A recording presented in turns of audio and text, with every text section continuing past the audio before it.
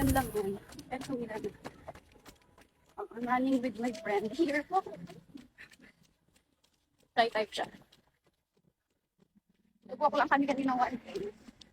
Then nagkana ka. Walak namin ang 3. Tapos kami na 3. Bawi next. Taas ba? Yes, dali. Almost 2. Almost 2. So, here's my run after Baguio.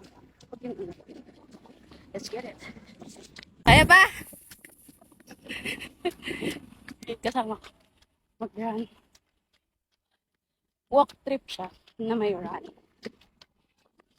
Pero, tayo, as in 3K chill run. Para mag-dund lang talaga yung katawan. Mahirap masok. Okay, done. Last one. Wala akong makita sa inyo ngayon. Because this run is all about clearing my mind. Yeah. Thank God for this run. Wala na nga. Almost 3K. Tapos ko lang ito. Pwede na akong mag-chill. So, hindi dahil. Hindi dahil nagkatalo sa utaan. So, as in zone 2. Zone 2. Naran ngayon. This run is dedicated to just clear my mind, makapag-release. Because running is one night out. But especially kung down yun. So, nag-struggle ako mentally and emotionally before. So, I thank God.